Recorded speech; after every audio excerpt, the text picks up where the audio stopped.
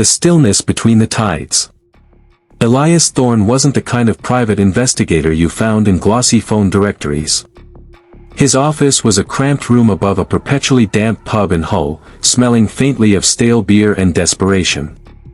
His clients weren't worried wives suspecting infidelity, they were the ones clutching faded photographs, their eyes hollowed by years of unanswered questions. Elias found people.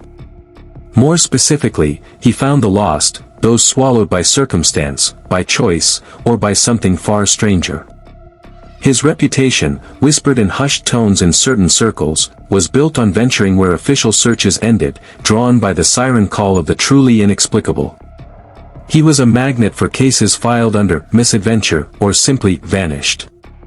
The latest file landed on his cluttered desk like a dead weight.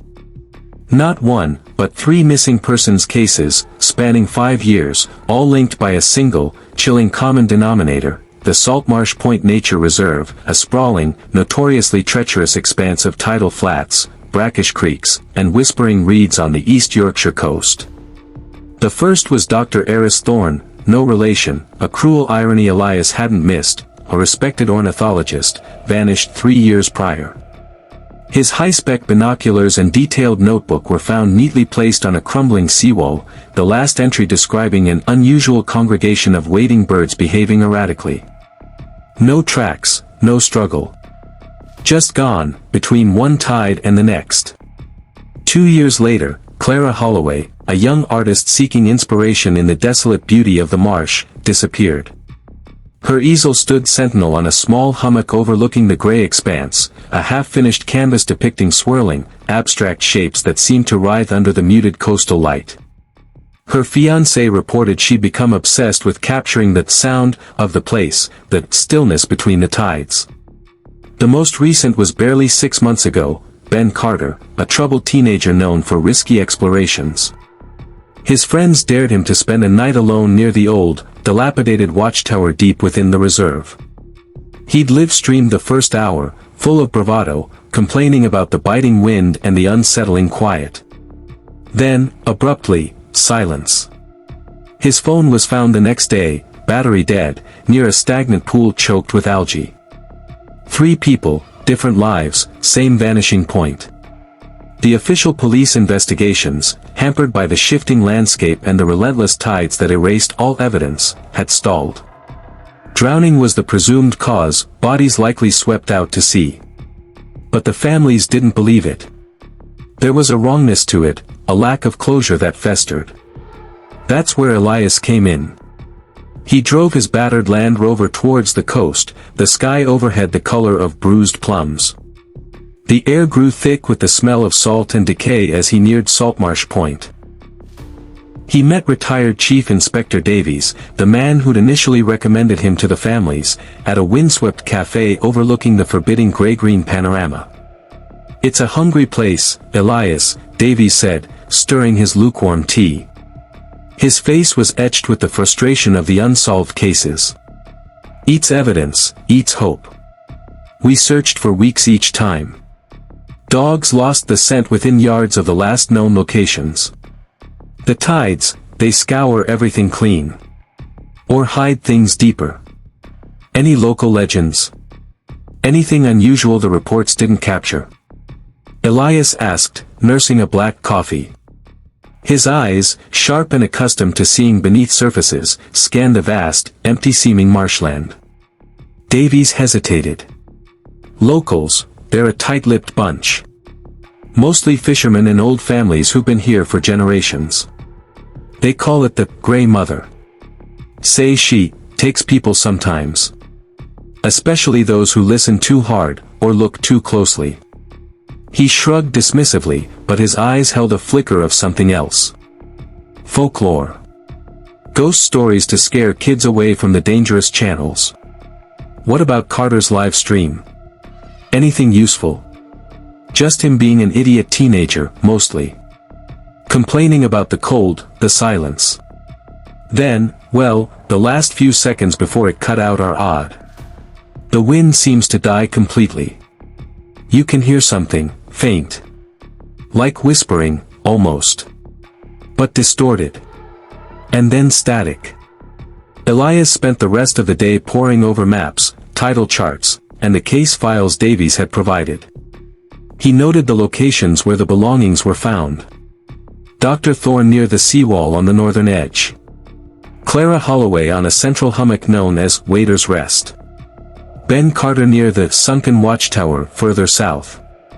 Not clustered, but spread across distinct areas, each with its own character. The next morning, clad in waterproofs and sturdy boots, Elias ventured into the Saltmarsh. The initial path was clear enough, boardwalks laid over the most treacherous parts. But soon, he had to leave them, stepping onto the slick, sucking mud. The silence was profound, broken only by the mournful cries of unseen gulls and the gentle lapping of water in hidden creeks. It wasn't a peaceful silence, it was watchful, expectant. He started at Dr. Thorne's vanishing point. The seawall was crumbling, battered by relentless tides. He scanned the mudflats, the tangle of reeds. Nothing. It felt sterile, wiped clean. He imagined the ornithologist, focused on his birds, perhaps noticing something out of the ordinary, stepping closer, and then what? He pushed inland towards Waiter's Rest, the ground becoming softer, the air damper.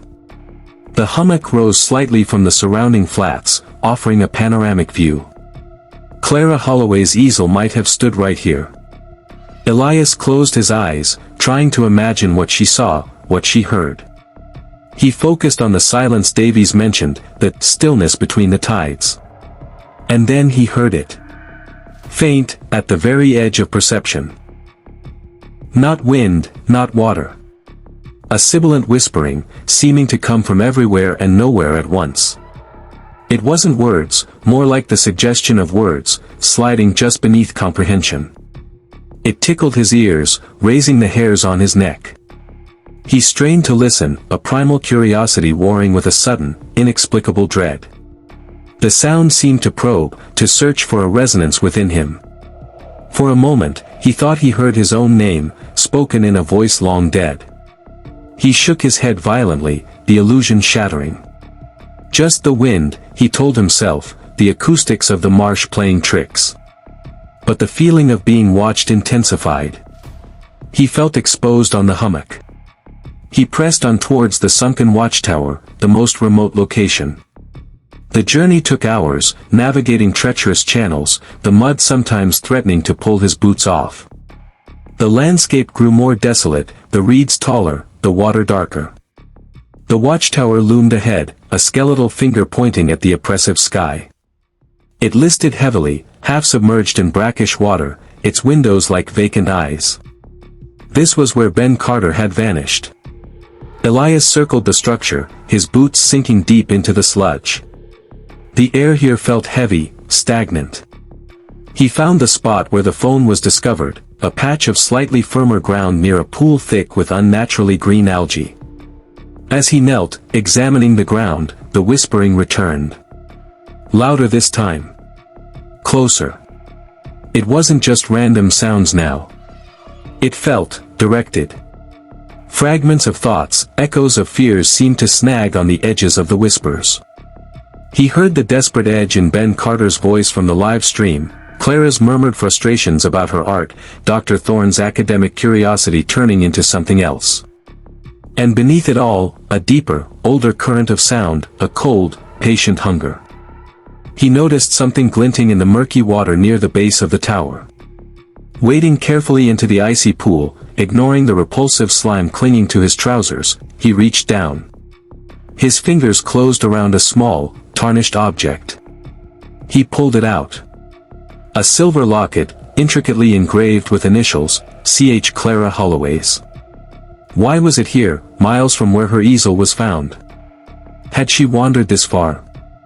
Or had something brought it here? Brought her here? He looked around, the sense of unease solidifying into genuine fear. The whispering intensified, swirling around him like phantom currents.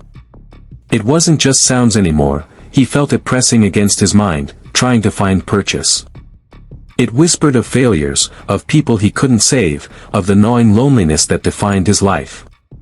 It promised understanding, solace, an end to the relentless search, if only he would listen, truly listen, and step deeper into the Grey Mother's embrace.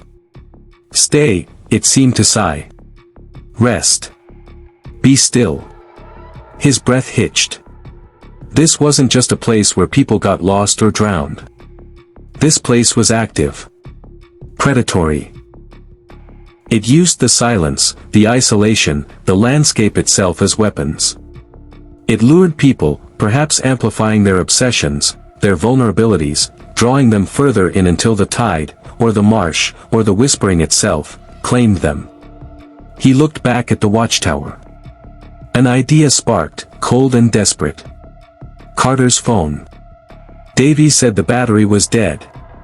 But modern phone batteries don't just die completely overnight, especially if it was fully charged for a live stream. Unless something drained it rapidly. An electromagnetic field. Or something else. Elias pulled out his own satellite phone, a sturdy, no-frills device he always carried in remote areas. The signal bars were non-existent. Not unusual this far out, but still unsettling. He then took out a small, sensitive EMF meter he sometimes used on peculiar cases. As he switched it on near the pool where he found the locket, the needle leaped erratically, buzzing wildly before settling at an abnormally high reading. The readings fluctuated, pulsing faintly in time with the phantom whispers that seemed to ebb and flow around him. The Grey Mother wasn't just folklore. It was something else. Something tied to the marsh, something that generated this field, something that communicated through distortion and fed on, what? Despair. Life force. Attention. He realized with dawning horror that the disappearances weren't random acts of nature. They were selections. Dr. Thorne, focused, analytical, perhaps detecting the anomaly. Clara Holloway, sensitive, attuned to the sound, seeking its essence. Ben Carter, broadcasting his presence, practically inviting attention. Each victim drawn in by a specific vulnerability the marsh exploited. The whispering swelled again, feeling almost physical now. He saw fleeting images in his peripheral vision, indistinct shapes moving in the reeds, faces half-formed in the mist swirling off the water. He felt a pull, a deep, gravitational urge to walk towards the center of the pool by the tower, to sink into the cold, quiet mud. The promise of an end to striving, to searching, was seductive. He fought against it, focusing on the cold reality of the locket in his hand, the chilling buzz of the EMF meter. This wasn't peace, it was annihilation disguised as solace. He had to get out. Now. Not back the way he came, that felt like walking deeper into the trap. He scanned the horizon, looking for the faint line of the distant seawall. He chose a direction slightly different from his approach, hoping to cut across less treacherous ground. Moving as fast as the sucking mud allowed, Elias pushed through tangled reeds, ignoring the scratches on his face and hands.